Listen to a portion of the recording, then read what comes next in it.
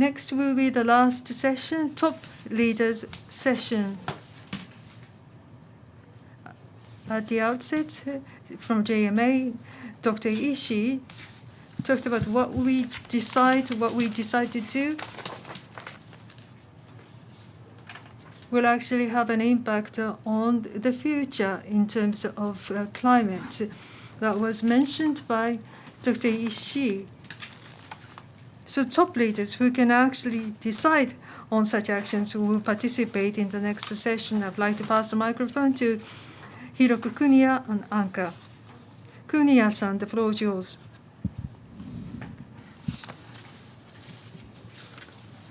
Good afternoon, ladies and gentlemen. This is the last session. I have the pleasure of serving as a moderator, Kuniya Hiroko. I'm also the board member, executive board member of Renewable Energy Institute. In the summit, August, the IPCC issued an assessment report, and repeatedly it was mentioned. So compared with pre-industrial revolution, plus 1.5 degree increase in terms of global average temperature, compared with what we expected, perhaps it's like we would likely to reach that before, and that means we have short term before we can just reach that. The Secretary General of the United Nations, Guterres, said the following: for humankind, this is really the alarm. Its alarm is sounding in the resounding manner, and the evidence, there is a scientific evidence, there is no room for rebuttal against that.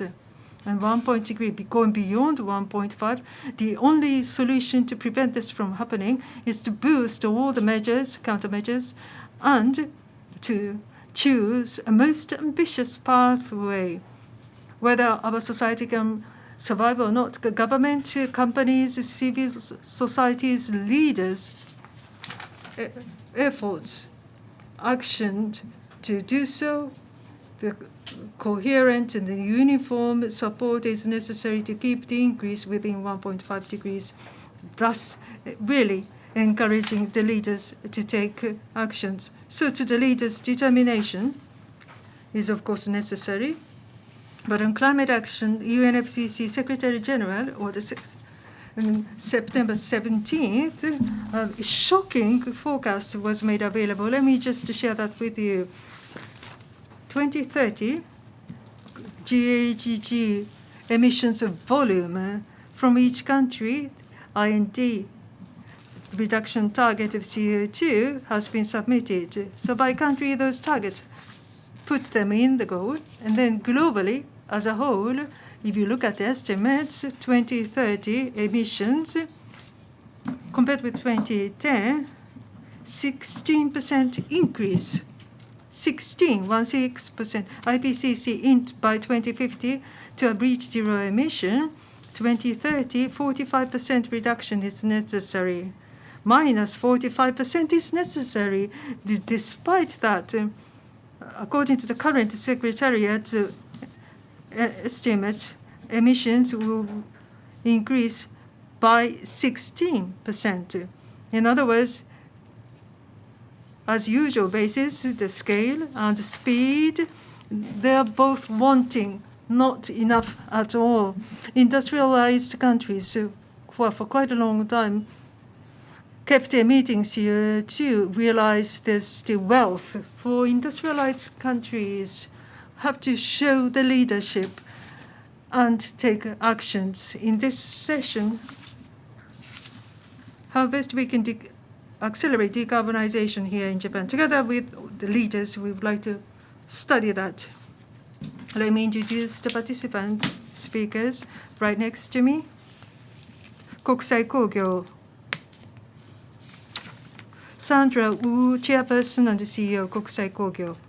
Next to her, Asset Management One, President and CEO, Sugano Akira-san.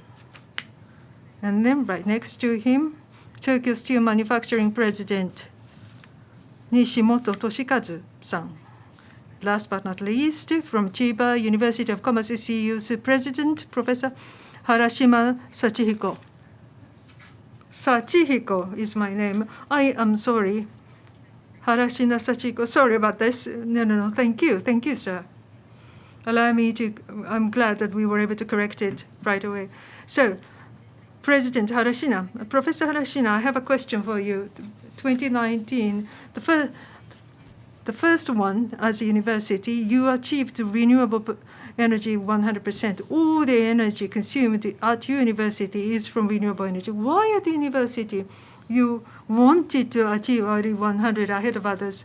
Harashina-san, you are a specialist in environmental matters in closed up. In our program, you participated as a guest. Yes, more than 20 years ago. But what was your passion? What's your enthusiasm? Why does it matter that the university participated in this endeavor? University has a societal mission. We need to foster people, human capital. They need to have high awareness in terms of the environment, especially sustainability is very important. These people need to be aware of that. We wanted to foster such people, so that's part of the university's mission. Next, university as an actor change the society, transform the society. The university should be able to help, should be useful. So in that sense, I wanted to show a model at a university. In 2017, as president, yes, I made a formal declaration on that occasion. First, you need to put your home in order. First, we do this. First, so we would like others to follow us. And that's why we did it. And Tokyo, I'm from Tokyo Tech. So when I was with the Tokyo Tech, I thought it was very difficult. But right after 3/11, President and I was head of research, so the top leaders gathered. And because there is the plant outage of power, and we wanted to handle them somehow. But after studying, just only 5% could be supplied. And I didn't think that would work. But CUC, as I joined this university, using FIT, mega solars started operating in 2014, 2013. It was still being constructed. As I looked into them, actually, of the power used by CUC, 62.7% estimated, 62.7% could be produced. So we were able to get this information, and Tokyo Tech 5%, and CUC 60%. Oh, we can do this. I mean, this is humanities-based society, the university. So this is 1/10 of the technology types of universities, and we should do what we can do to transform the society. We wanted to show a model, not just the university, but even the university can do this. Companies can do even more. Local governments, also the local governments should do this. So renewable energy is very important at the CUC.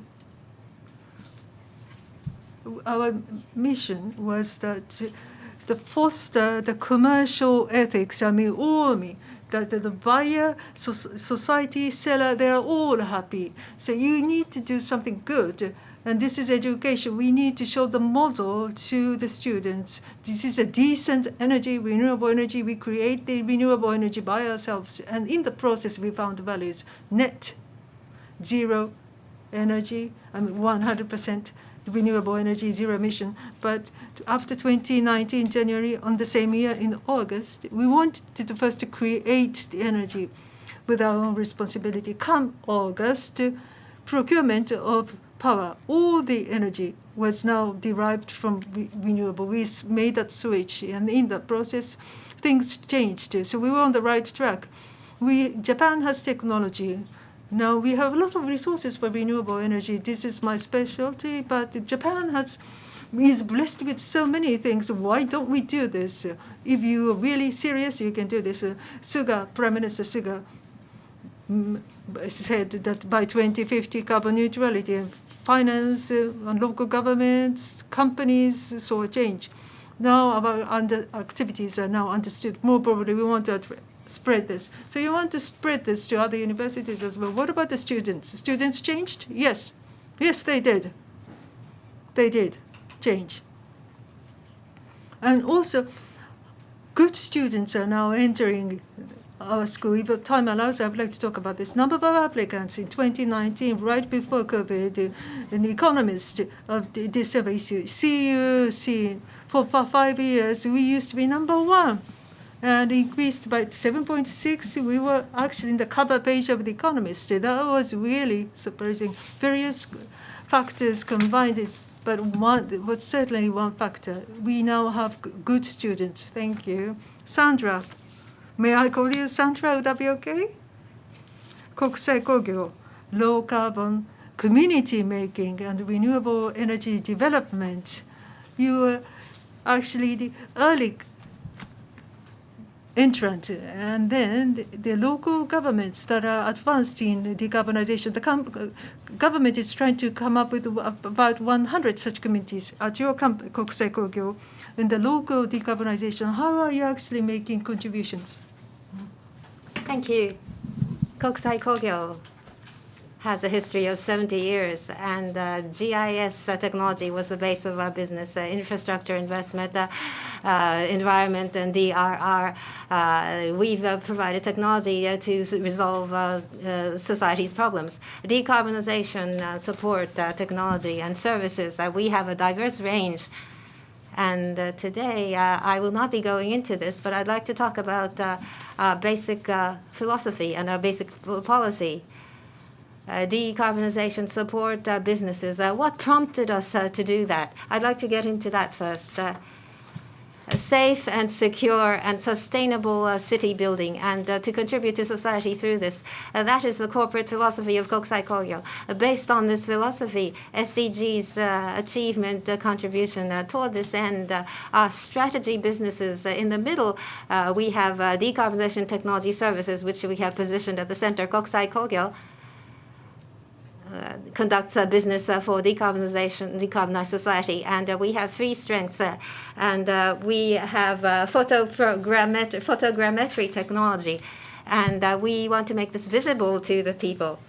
And for the local governments throughout the nation, to the citizens, we have had a close contact and engagement with them, and we have that history. A safe and security, sustainable city building. And based on this philosophy, we have employees that were nurtured based on this philosophy, which are skilled. And Kokusai Kogyo can accelerate decarbonized society. And we have the resources, important resources for this. And what is the policy with which we have engaged in our business? For example, solar power generation. A lot of deforestation occurs, and for solar power generation facilities to build. That happens, but this reduces the forest's capacity to absorb CO2, and it reduces biodiversity. And so when this happens from the citizens, there is strong criticism in many cases.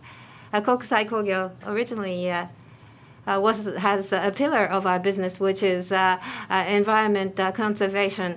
A negative effect on the environment will not be conducted through facility development. How to minimize the environmental impact of our business, and how to maximize the merit of the facilities that we build. That is what we feel is important.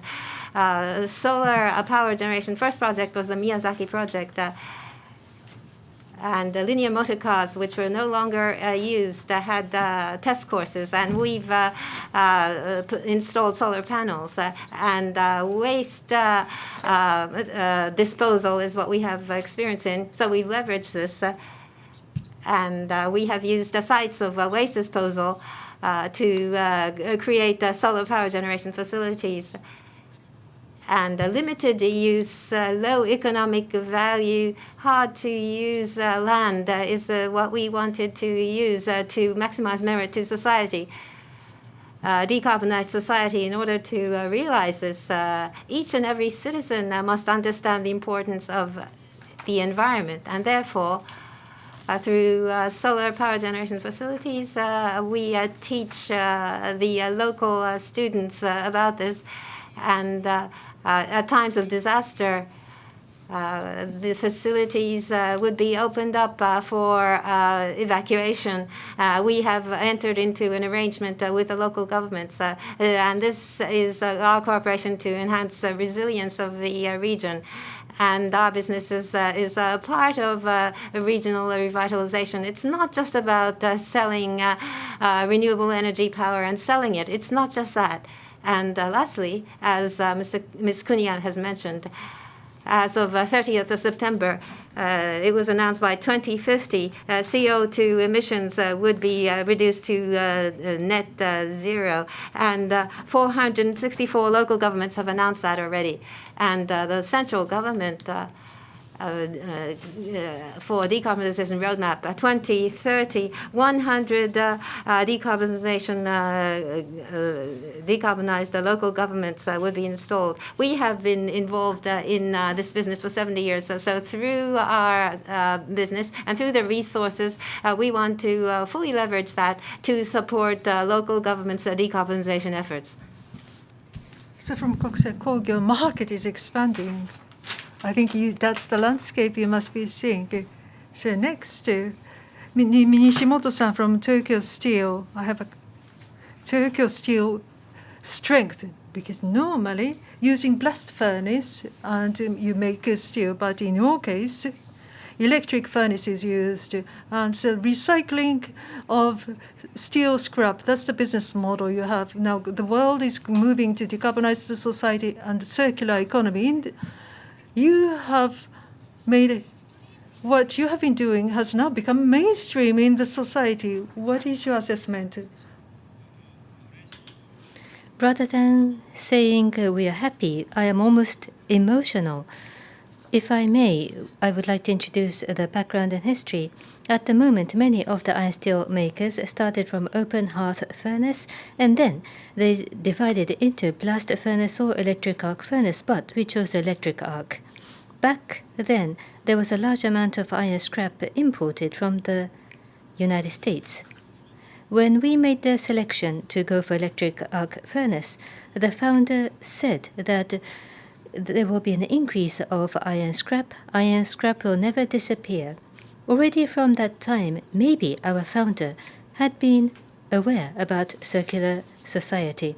By the way, regarding iron scrap, around 1995, we converted from importer to exporter, and we are now exporting as much as 8 million tons per annum. Japan is blessed with urban mines or city mines. Another point, we are working on expanding the product that can be made from iron scrap.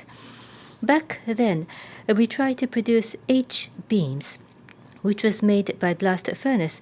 The industry said this was not possible, but we continued our challenge. Of course, there were tensions and frictions. There were 3 so-called H-beam wars in the industry, and this is still the talk of the industry. Of course, if we had been defeated, Tokyo Steel would not have existed, and we enjoy a top share in the market of H-beam. Whether it be H-beam, we know that Japan's population is declining, and therefore, of course, demand for our iron steel will also go down. So, from 1991, we started production of sheet metals. In 2007, we also initiated the production of thick metals. The point is, we have tried to adapt to the structural change of the industry, and we have expanded product that can be produced by iron scraps. About the environment, which is to reduce CO2. Our company started to care about emission footprint from 2008.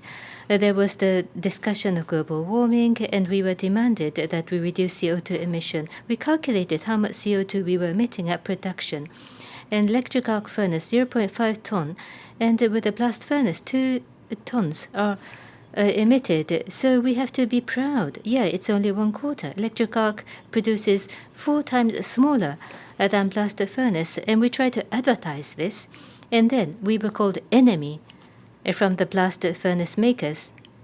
And they also criticized us that if you produce electric arc iron steel in Japan, that means exporting inefficient blast furnace outside of Japan. It would not be a contribution to reducing global CO2.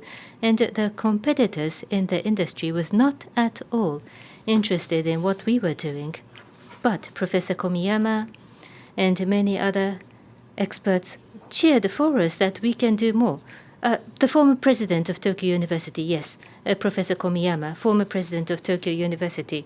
And as a result, we established Tokyo Steel Eco Vision 2050. This was announced in 2017.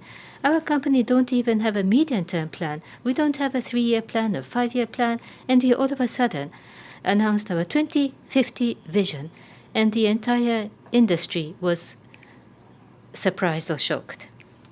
But last year in October, former Prime Minister Suga declared that Japan will go carbon neutral by 2050, so everything changed dramatically. Even the iron steel industry, all of a sudden, they have started to shout for the use of electric arc. Indeed, a paradigm shift has happened.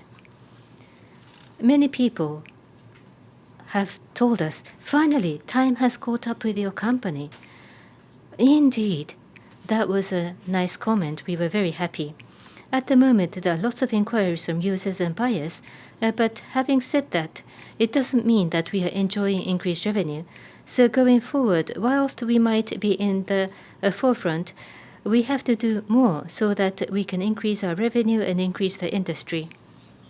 So you must have been so frustrated. I could really, that's the impression that I had listening to you. So going back to supply chain and looking at the entire supply chain and CO2 emissions need to be disclosed. So a quarter of emissions in terms compared with blast furnace, electric furnace made steel is likely to increase its values. Yes, the LCA scope is expanding. The 0.5 ton of emission by electric arc, that's L2, but that's scope 2, but it is expanding further. So not only at the time of manufacturing or use, in the case of cars, not only fuel efficiency, but the car body itself, or for the housing. The house itself, of course, has to be low emission as well. So that is where there are many inquiries. So, very important asset management company, Asset Management One, Sugano-san. Very ambitious target has been established by 2050. GHG emissions from your portfolio should reach effective zero. And regarding 2030 target, 57 trillion yen asset under management, 30 trillion yen. That's, you are trying to slash it by half. In general shareholders meeting on ESG related to information disclosure has been urged, and in principle you support them. In this year's NGOs shareholders proposals, you actually supported by voting for them. So as an asset manager promoting the transformation of companies, I think you seem to really put it in the front and center. What are your strategies? Thank you. Regarding our company, Asset Management One, as Kuniya-san mentioned, AUM 57 trillion yen. Among Asian asset managers, it's pretty huge. And regarding our customers who entrust their assets, the pension plans, institutional, corporate and financial institutions, and also individuals through public placed investment vehicles. We are entrusted with the customers and we manage them for them. Kuniya-san mentioned, why are we so active in terms of climate action? Well, broadly speaking, on the ESG investment, why are we so active? Starting from last year, on ESG, regarding how we are going to tackle them, cross-organizational structure, sustainability transformation, SBT was established. In total, there are 50 people. Some are young, and we've been repeatedly had the rounds of discussions. One of the achievements is called Materiality Map, creating this map. Let me explain. Double materiality. We use two axes. One axis represents for the society, materiality for society, so sustainability, materiality. The other axis for economy, financial materiality for economics. So on these two axes, there are 36 important matters for us, and we map them. and then materiality map after this mapping. And in this process, normally you have just in-house discussions, but globally, NGOs' reports were read carefully, and NGOs who are in Tokyo, we had dialogue. So our proprietary mapping, materiality map, was formulated, and this is the basis. And then Kuniya-san, you mentioned, for instance, in the exercising the votes, and also net zero asset managers initiative participation. I mean, we were having those discussions and then participated in this initiative, especially the exercising the voting right and also net zero. Exercising the voting right in April this year, the guideline, we have this guideline, and this partly because of the COVID, we revised the guideline on climate change related information disclosure.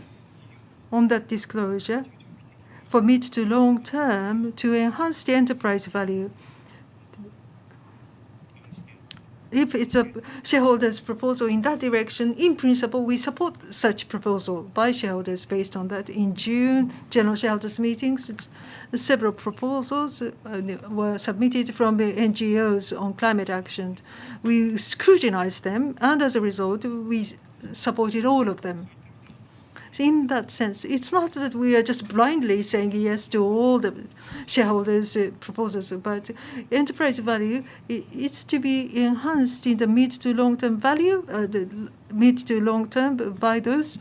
Then, in principle, we support them. So we are going beyond. And net asset managers, the Zero Initiative, in December last year, globally 30 asset managers established this initiative. By 2050, regarding the assets that we have under asset management, make sure that their emissions would be zero, and making a commitment. I said 30 companies, but from Japan, we are the only participant, and partly because of that, and we've been engaged in these activities a little less than a year. To the steering committee, the advice is made from this advisory group. There are 6 companies, and we are one of the 6 companies in the advisory committee. Those 30 companies mostly are from European and American companies, and not many from Japan or Asia, but we're participating here from Japan, so that the diversity is ensured in the discussion of the advisory committee to the Net Zero Asset Managers Initiative. Last month, in September, when we participate as an obligation, 2030 interim target, as such interim target, certain percentage of asset under management must be aligned to net zero emissions, and we must disclose that, which we did, as Kuniya-san mentioned. 30 trillion yen. Of the 57, that accounts for 53%. To be honest, this is pretty ambitious as a target. 46% reduction target is just like Japan. Because if you do it bottom up, you don't really reach this number. But in this sense, we want to be a front runner and show that we wanted to show the commitment. So this is a stretch target for us. So we want to really move forward. 30 trillion yen, 30 trillion. We were the only one who participated initially, but then 2 Japanese companies joined, and now and more companies are considering participation. Total 128 companies are participating in this initiative, but here from Japan, only 3 companies. We want to increase this number so that the say by the Japanese companies or organizations will increase. You are a big asset management company, and then when there's a phone call, then IR persons, companies must really be on their toes, especially if it's a phone call from asset management one. And portfolio's decarbonization, you are very ambitious in terms of your target. So how, regarding your portfolio, company portfolio, how can we decarbonize the portfolio? Divestment is one approach, and a different approach. What do you focus on? What do you look at? And then how are you trying to rapidly decarbonize the portfolio?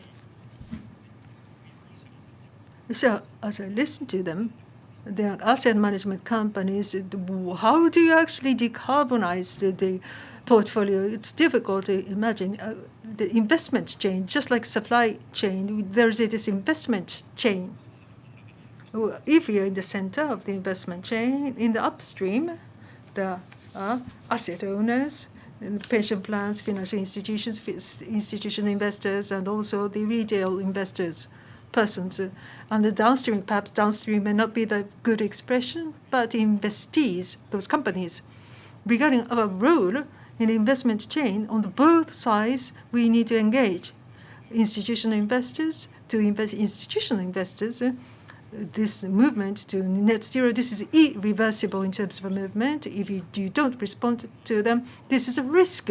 And if you handle them proactively, as just like Tokyo Steel, this is going to be a positive element in the long term. So by giving this explanation, getting their buy-ins about this portfolio, as a result, aligned to net zero, we can create such a portfolio. That's one pathway. There's another. To investees, how are we going to address them? Two methodologies. One, particularly Scandinavian investors do this divestment. If you're not aligned to net zero, then divest that particular company. In our case, we didn't choose this. While we are making investment, we engage them and we have dialogue with them. So, and we would like them to be aligned to net zero. Just as before, if you don't address them, this is going to be a risk. But if you handle them well, then this is going to have a positive impact. So please follow this way. So engage these companies, investees. That's what we do. Why divestment will not work? Because divestment, even if it did this, and then there are buyers, possible buyers. So what's going to happen in the end? We sell them, but this decarbonization all, as a whole will not advance. So if you look at the planet as a whole, decarbonization will not progress. So while you keep making investment, you still try to align them to net zero. That's our stance. So from finance, there's a pressure for decarbonization, and that pressure is likely to increase on companies. And Nishimoto-san, Tokyo Steel, with the electric furnace, you have strength. But having said that, but the decarbonization efforts need to be continued because steel has a high emission volume. So in your activities towards decarbonization, what are the major obstacles? Regarding our process and CO2 emission per 1 ton, it is 0.5 tons of emission. 70% of that is because of power consumption. So if that is become renewable, 70% will go down. But for our company, solar panels are placed in all of our factories. We are trying to go renewable, but we consume so much power. We have 10 mega, but it's only 0.5% of what we need. So we need to purchase power, so which means the sold power has to be renewable. Solar and the expansion of renewables is important so that we can buy renewable. And for that, the mindset of the Japanese population has to change. After all, it's going to be expensive. Money is necessary. Who pays for that? So it's decarbonization to deal with the climate change, and the beneficiary of these efforts is, after all, the Japanese population, the global citizens, which means all the people have to share the burden. Each and every citizen of Japan has to have the mindset that they have to pay. Everybody has to agree, including the government and the citizens, and there must be motivation of the citizens. Otherwise, transformation of mindset is not possible.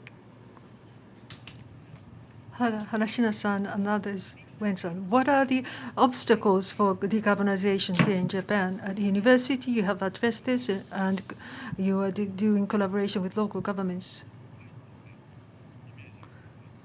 Well, things have been changing. Steel, creating steel Of course, it involves a lot of energy usage, and electricity tariff is low, but per ordinary households, it's more than 20 yen. Then, in that case, renewable energy is inexpensive. I actually did this, so I know. Mega solar, the first one using FIT, when it was still expensive, more than 8 years ago, but 2 or 3 years ago, just 2 years ago, within campus, on 10 buildings on the rooftop, we installed them. It's our own self-consumption is inexpensive compared with TEPCO. It's 2/3 of what we pay to TEPCO. And first they did this because the president said, but the other people in the management said, can't we do more? Couldn't we install more? When I talked about this in some symposia, Yokohama City official was surprised, and this person came to CUC. So really depending on the players, if you're a big player, or ordinary companies and universities, we can fully address them. So you need to be knowledgeable. And then Renewable Energy University League was established. I prepared this one slide. Can you show this? It's June 7th, yes, in this way. Then we had the inauguration. And then we had a press conference, as you can see. In total, 9 presidents of universities came to join us.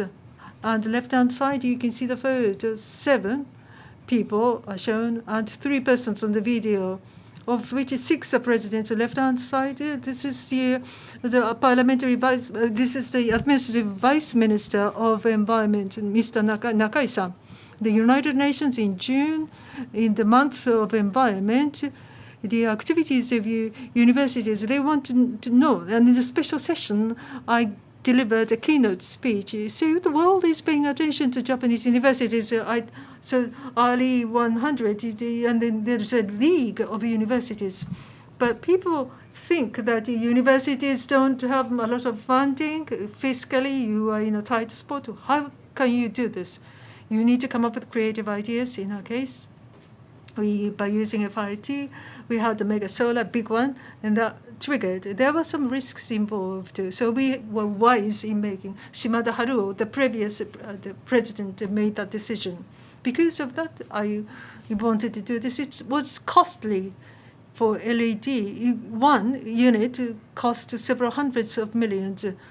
If in our scale of university, it's difficult. So what did we do? We created a joint stock company and the management of university. It's a small company, but if it's a university, they will have this funding capability. We were able to raise some fund. We bought things and then lease it to the university.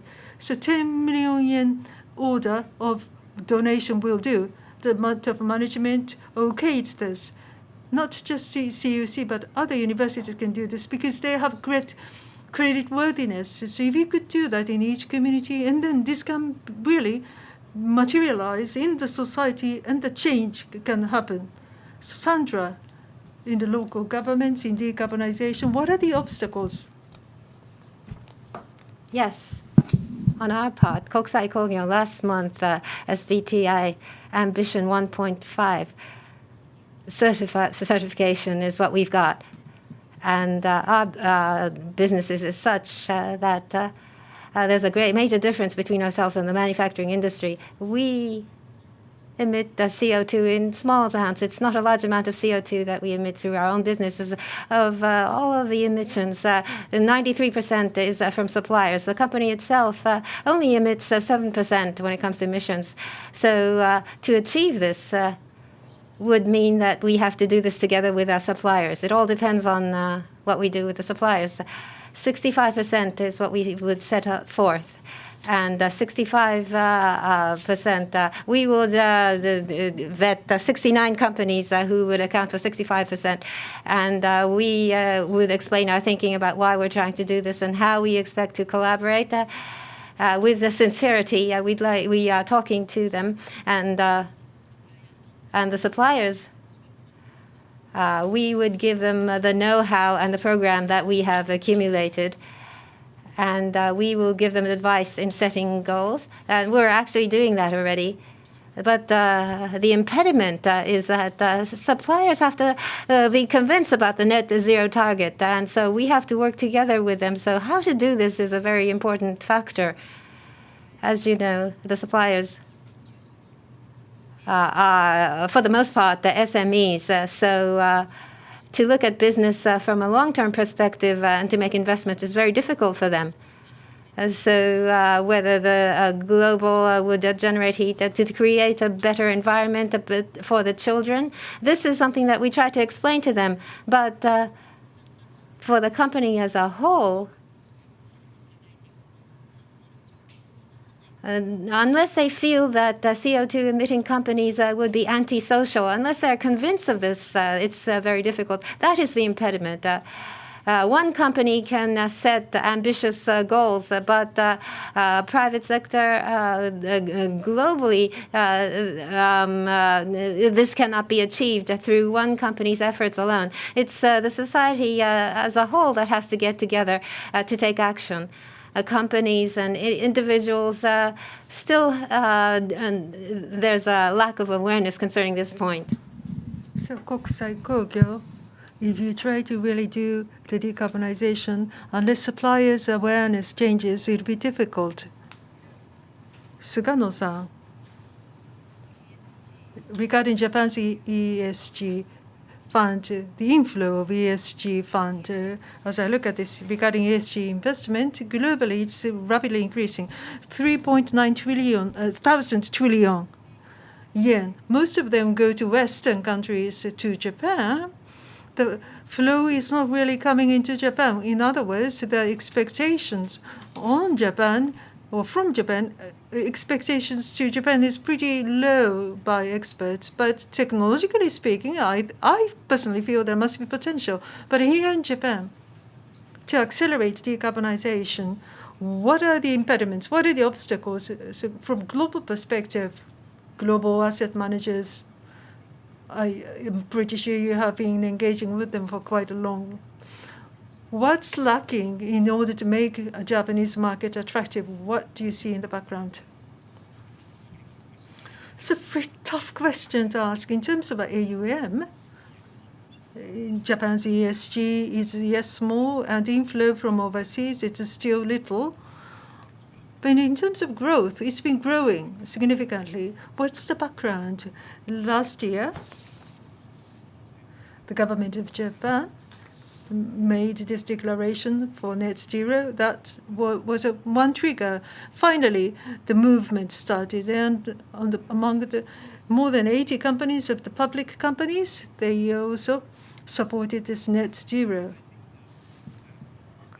Specific milestones have not been established, but there are some companies who made such a declaration. So finally, starting from last year, we saw some momentum building, and in order to create even more momentum going forward, that matters. Especially net zero decarbonization, because if we say ESG, it's rather broad. So just focusing on decarbonization. In the case of Japan, we were a latecomer. And compared with Western countries, specific policies have not been devised or formulated. How to select companies how do we select investees when we make investment? Qualitative ESG assessment evaluation tends to be the focus, but that has certain limitations. What about the correlation to performance? In the case of Japan, the correlation is not really high here in Japan. Actually, with decent disclosure by companies, and as a result, if you analyze them, and then making investment that will lead to the enhanced enterprise value, better performance, that circle has been difficult to establish here in Japan. Once that's done from globally, we'll be able to attract money to Japan. Also from Japan to overseas, we could also make funds available. Here's one thing I wanted to say about carbon pricing. Perhaps carbon pricing is necessary because so far, in terms of climate change, with the corporate activities, there were the externalization of cost, but the internalization of cost, and so that will be reflected in the distribution of capital.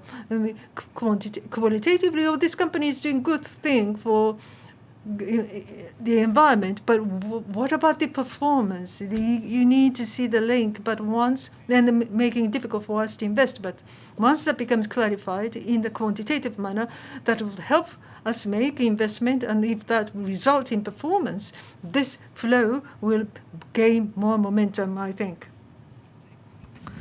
Looking at each company's activities, internal carbon pricing, so in-house carbon pricing has been established by some companies, but if sometimes pricing is low, price is low, or according to IEA estimates, in 2040, $140 per ton, that's likely to be the carbon price, pretty high price for carbon. Once that's the real carbon pricing, then in terms of investment landscape, where or what kind of investment the companies should do, I think their decisions are going to change. Nishimoto-san, what do you think about the carbon pricing? At our company from 2008, we agreed with carbon pricing that there should be an equitable burden depending on the emission. Regarding the cap, we don't agree with emission trading, but with regard to the emission that has already been emitted, we agree to carbon pricing. By doing so, reduction is going to be a very powerful incentive. As a result, it would spur technical innovation, and CO2 can be reduced even further. We need that cycle. For that, the government has to have determination and be resolute. The government is listening too much to the industry and the economic organizations, but the Japanese government has to be more resolute towards decarbonization, and the government will have to prepare a safety net just for problems. The Japanese government has to be as radical as that. That determination is required. Government take leadership, change the mindset of the consumers. Then I think there will be a big advancement. When Japan decides, if everyone does the same, it's going to be very powerful in Japan. So I hope the policies will lead. You are a specialist in environment, local production, local consumption. So the switch to the cycle-based concept is necessary. So President Harashina, what are the obstacles? What are the impediments? What should be done in the future image for the society? You need to have that post-COVID society. Everybody is discussing this. So this kind of a distributed society in terms of the delegation of power. So demarcation in environment, kind of a demarcation, not the perfect one, but given that the structure. So the energy that supports community, it's a renewable energy that's produced in the region, in the community, that's optimal. Because there are certain characteristics unique to community, so you could create good ones. We are blessed with resources. I mean, we could perhaps be number one. German people say, compared with Japan, Germany, you are blessed in terms of conditions. What are you doing in terms of policies? Because we have resources to utilize the resources, utilization of land. Because we don't have so much flat land, but still there are certain areas we can use our mega solars. 4.67 hectares. Do you know where the abundant Japanese field area is? 460,000 hectares. So that means we will be able to establish 100,000 units. So if we could use this, if we could establish 1 unit, then we will be able to achieve the government target with solar. I'm a specialist in the environment. Don't destroy forest. I mean, that's not the way. You need to do a decent assessment, because if you do the assessment, you do it in flat area where the abundant fields will be used, and that will be significant. Such activities have already started at the university. CEC, we already do this. So let us do some collaboration. People send us some inquiries, ask us to work together. Land utilization and impact assessment environmental impact assessment. I'm specialist, so let me say this. We are still lagging behind the global standards. If we could make it better, that will do. Assessment points, information disclosure, and participation. Do this without fail, and that assessment can be introduced. Sandra, World Economic Forum commissions or committees, you participated in those, and overseas platforms, so you have been participating in them actively. So from your perspective, what do we lack here in Japan? What are the impediments? Japan is such that companies wait for policies to come out. And on the domestic scene in Japan, global trends, the domestic scene is not sensitive to global trends. That is what I feel. And the rest of the world says Japan is behind. When you go to UN, I feel small. It's true about the nation as well as each individual. Each individual have to understand the concept of planetary boundary, and each must start changes in his or her behavior. That is important. So you have to understand the essential part of this so that people will change their behavior. Each one has to do it. So for humankind is confronted with this global environmental worsening, can we actually prevent this from happening? If we continue the current pathway with our own hands, we might end up destroying the planet, the growth and decarbonization. The absolute decoupling with wisdom and technology harvest and with finance. Can we realize them at the EU? With the certain strategies, they already started running in this direction, but this is a major challenge. And a challenge that Japan must also tackle. As you have heard from the members of the panel, do we have a vision here in Japan? The overseas information, are we being able to access such information? As I look at you in this group, yes, we should be able to have that potential. We do have the potential. That's the voices of the leaders. I want the government to listen to the voices of these leaders. And all of you, for consumers, I would like you to listen to the messages for this time. We would like to conclude the top leaders session. Thank you so much, everyone.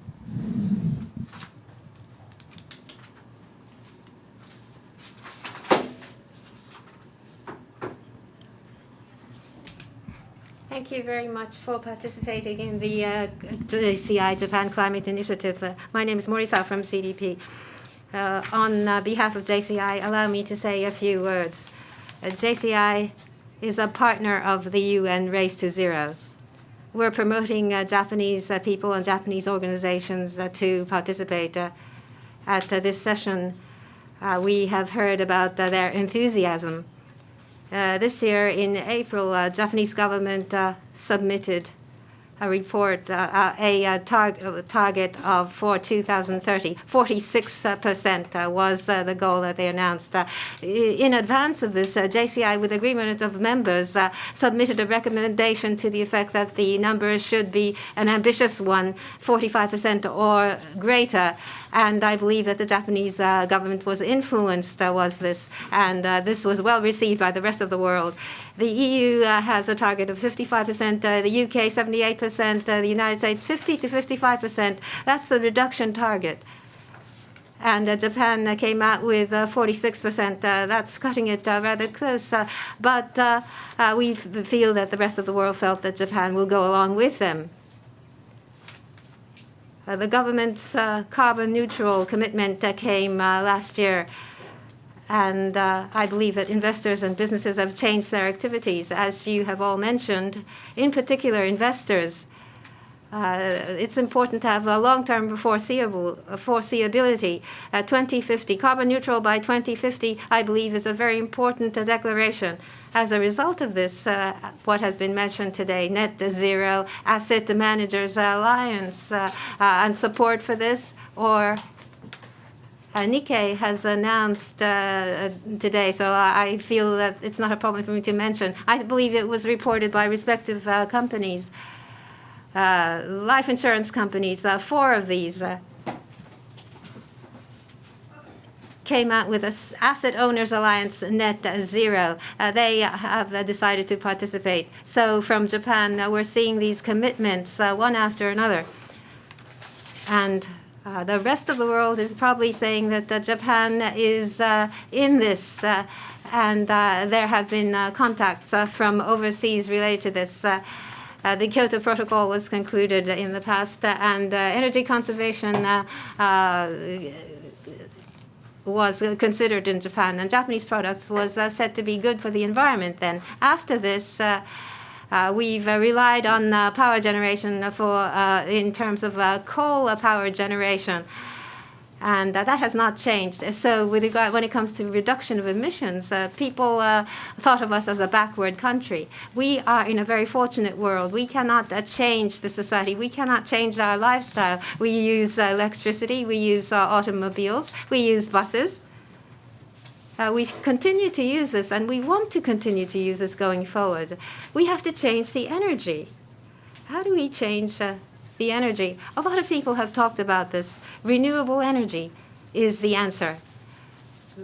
From the perspective of renewable energy, we are a treasure trove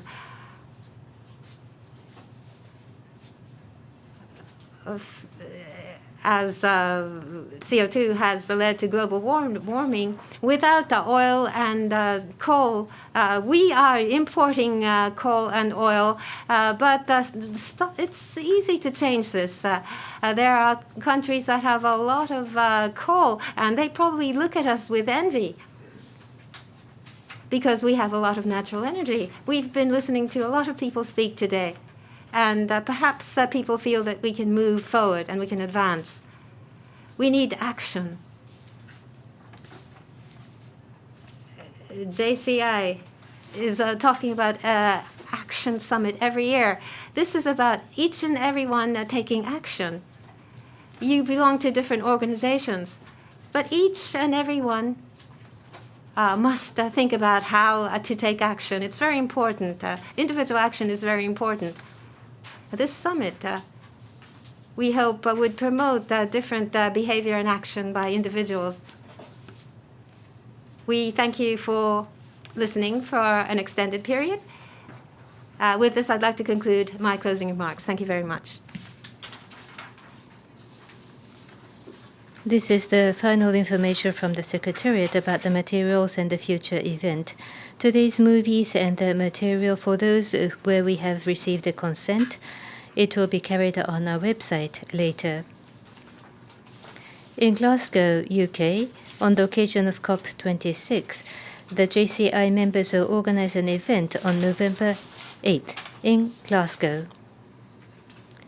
It will be Japan time night, and this will be reported later in our website. At JCI, we will continue to share information in and outside Japan and support all your activities.